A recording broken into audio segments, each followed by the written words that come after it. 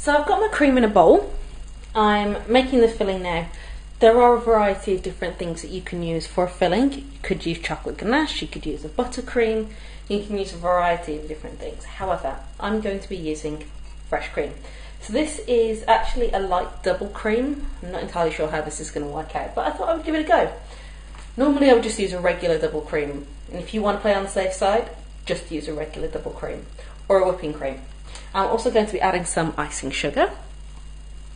The amount of sugar that you use, I'm not going to tell you an exact amount because it is completely to taste. So I start out with like a couple of tablespoons and I just kind of see how it goes, and if I want to add more, I'll add more, and if I don't want to add as much, then it's a bit too late. But basically, if you start off with 2 tablespoons and then add more if you want to, then that's kind of like a safe amount for 300 mils of cream, which is what I've got here. Then you can flavour it any way you want. You could add vanilla, you could add an essence of some description, but I'm going to be using alcohol. This is amaretto. So that is what I'm going to be using. Again, that is to taste, but you don't need to. So first thing to do is add a little bit of icing sugar. And then I'm going to stir it around before I mix it. And the reason I'm going to stir it around is because if you don't, it'll probably like just splash everywhere.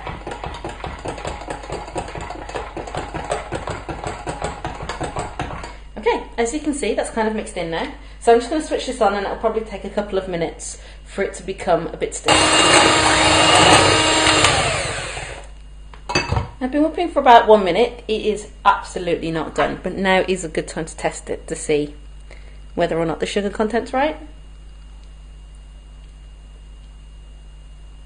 Could do with a bit more sugar.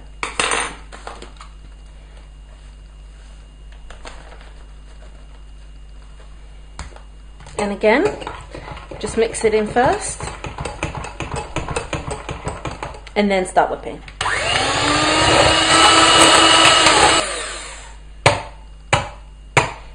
I don't know if you can see that, but it's getting much, much, much thicker. And at this point, I'm just going to add a little bit of amaretto. Don't know exactly how much I'm going to want. And we'll just see how it goes.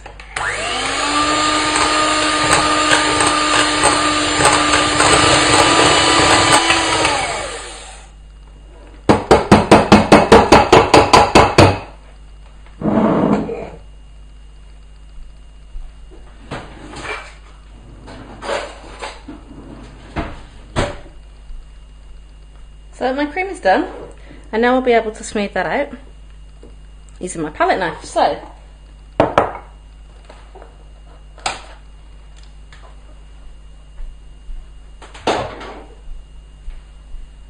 I'm going to unroll this.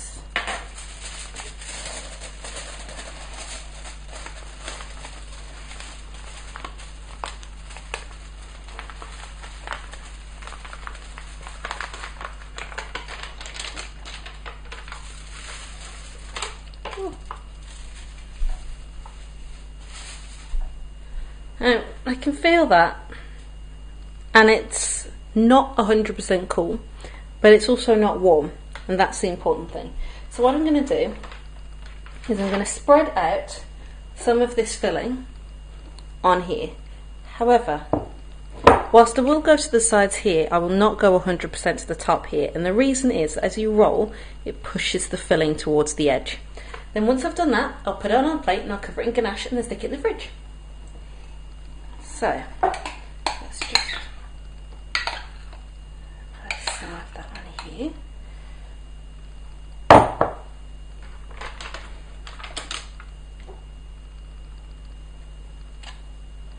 Now you don't want a really, really, really thick filling because then it won't roll properly.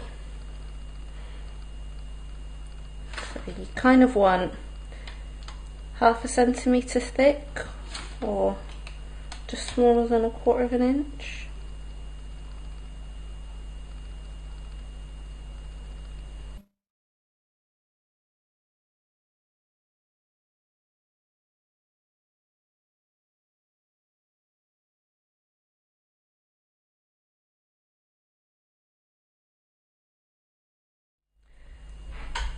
Okay, so I'm going to roll this. I'm just going to move this better into view for you so you can see it. And it's important to have two hands. So I'm trying to do this on camera, it's a bit difficult. Okay, basically, I'm trying to roll and avoid sticking, like that's done there.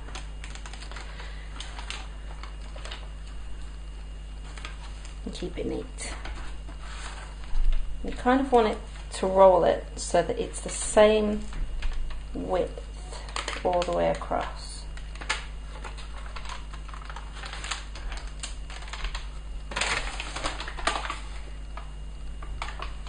Some people use paper to do it. I can kind of see why, but I find it's a bit stiff for that. Right, I don't know if you can really see that, but that is the filling that's come to the edge, and that is why you don't completely fill it with cream, you leave a bit at the edge. So I'm going to put this onto a chopping board actually, because I don't have a serving platter that's long enough for this, but then I will show you what I do with the rest of it.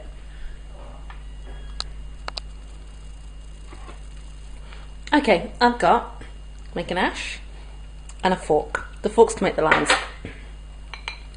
This is a ganache I made earlier.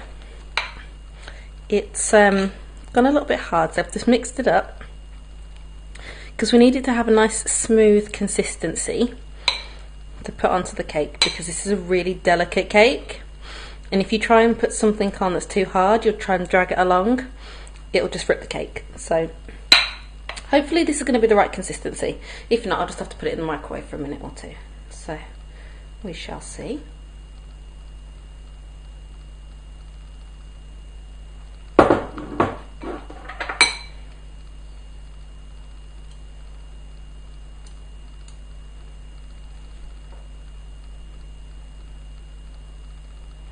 All you have to do is just evenly distribute it over the cake.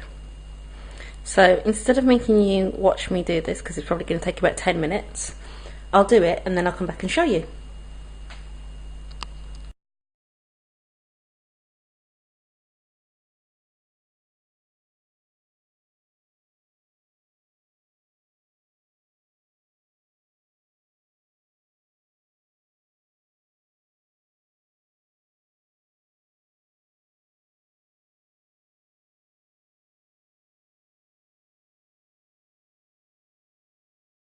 Okay, so that is my Yule log, but to make it look more sort of tree-like, I'm going to use a fork to make some lines and stuff in it.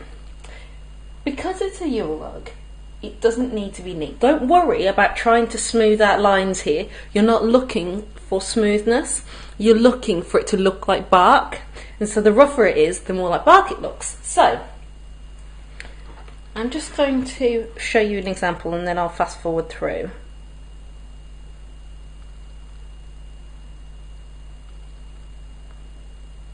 I don't know how well you can see that, but I'm just going to go through like that and make marks with my fork, which has ganache all over it, and I'll show you what it looks like in a bit. We are almost done, so all we have to do now is tidy up the plate and then use a sieve. We're going to sift some icing sugar over it to make it look like snow.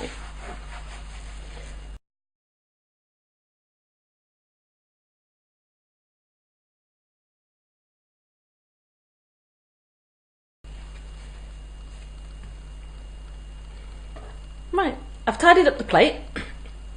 I have my sieve and my icing sugar, and I'm just going to sift it over.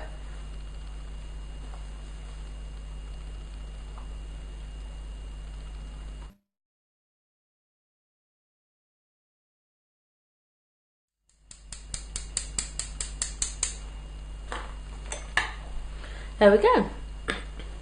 So you could leave it like that. If, however, you have some cream left over, you can just pipe some decorations. You can maybe decorate with holly, either real holly or some fondant holly. So I'm going to show you some pictures of how I decorate mine. But I hope you really like this recipe, and I'm also going to cut into it a bit and then show you what it looks like. Thanks so much for watching.